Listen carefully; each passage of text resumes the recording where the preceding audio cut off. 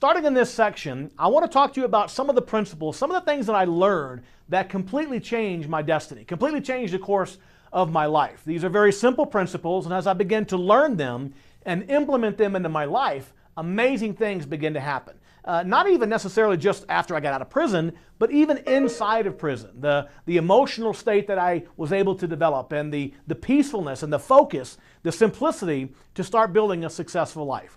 The first principle I want to talk to you about is this. In success, if you want to be successful in the big things, you have to learn to make the right decisions in the seemingly inconsequential moments of your life. You know, here's the thing. Most of us think that life is a reflection of the big moments, in our life, right? The day you get married, the day you finish college, the day your kids are born, whatever it is. The reality is your life is not a reflection of the big moments. It's a reflection of the seemingly inconsequential moments, the little small decisions that you make every single day. It's not about Christmas Day or your birthday or New Year's Day. It's about today, Monday, Tuesday, Wednesday, Thursday, etc. What am I going to do today to have a transformational effect on my life? And it will be little things. It's always about the little things. So make the right decisions in the seemingly inconsequential moments. Let me give you a couple of examples. How long have we known in this country that smoking's bad for our health? Right? Probably 100 years, something like that, right? We've known for a long time. And yet a lot of people still smoke cigarettes. Now here's the thing. People that smoke cigarettes are not bad people. They love their families, they pay their bills, they go to work, they do the same things that we do. The fact is, though, that they continue to smoke despite the fact that they know potentially it could have some health consequences. So why would people do that? Why would someone smoke cigarettes if we know that, it can have a potential negative consequence on our health, and presumably we want to live to be 85 or 90 years old and watch our grandkids grow up? Why do people smoke? Well, the answer is very simple. Smoking won't kill you today. Whatever impact smoking is going to have is going to be 30 or 40 or 50 years down the road. And human nature is such that it is, when there's no immediate consequence, or by the way, when there's no immediate payoff of an activity, very often, human nature, we don't place much significance on it.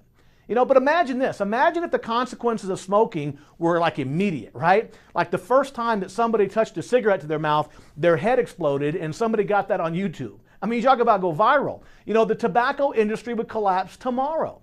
But that's just not the way it works in real life.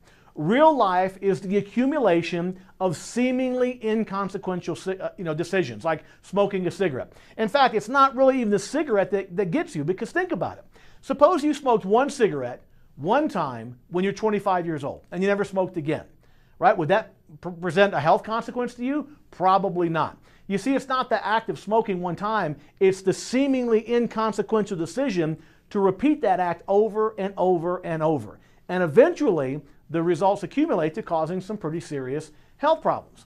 But now I want you to think about this. I want you to think about the most avid smoker that you know, right? That person that just loves to smoke cigarettes. The person that will sit outside in 30-degree weather and 30-mile-an-hour winds, to have that cigarette.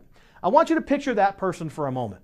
But instead of giving him or her one seemingly inconsequential cigarette at a time, I want you to take an entire year's worth of cigarettes, right? 2,000 or 3,000 cigarettes, whatever that would be in a whole year, and wrap them up into one giant cigarette. And then give them to that person with a big old torch and say, hey, smoke them if you got them. Would he smoke them? Would she smoke them? Probably not. Why not? It'll make me sick. Exactly. It'll make you sick if you smoke 2,000 cigarettes at a time. But guess what? It'll also make you sick if you smoke one cigarette at a time 2,000 times. This is what's so crazy about human nature and the way we make decisions.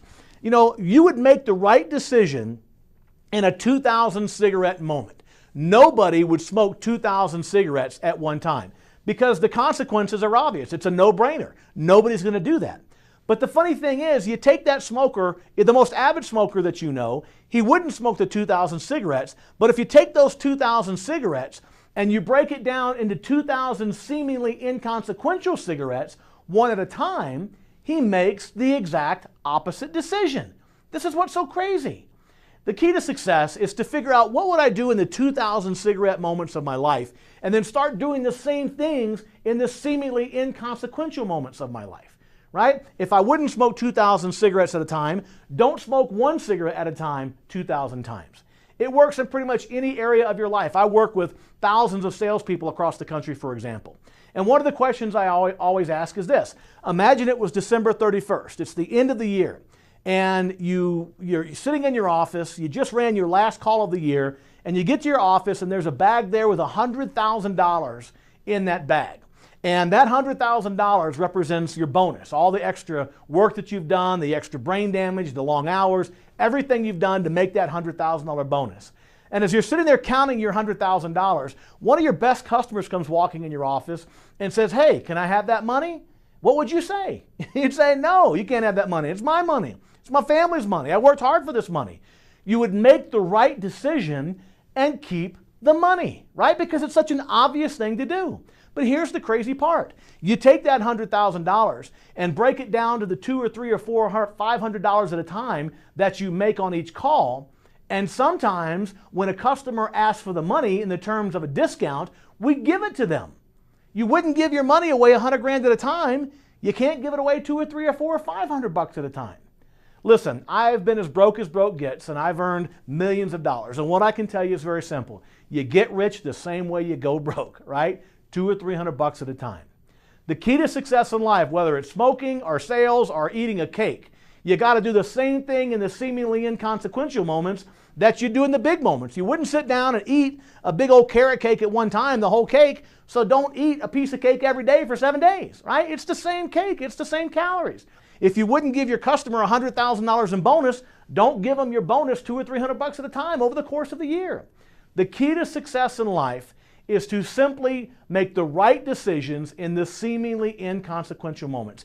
I know that we all think that our success is a reflection of those big moments, but take a relationship, for example. You know, let's say there's a couple and they're having their 20th wedding anniversary. Is that relationship going to be defined by the new car that the wife gets for the anniversary or the new car the husband gets for the anniversary? Is that going to define that relationship? Or is it more likely that the relationship will be defined by 20 years of little courtesies or discourtesies, the little things that have accumulated? It's far more likely that those little things will determine the quality of that relationship, not the brand new car for the 20th wedding anniversary. You see, life has got to be broken down into its simple elements. You've got to figure out, what would I do in these big moments of my life, and then do the same things when it's a seemingly inconsequential moment in your life. And that really is one of the principles, one of the keys to success. Figure out what you do in the big moments, and then do the same thing in the little moments. You just got to do the right things in the seemingly inconsequential moments.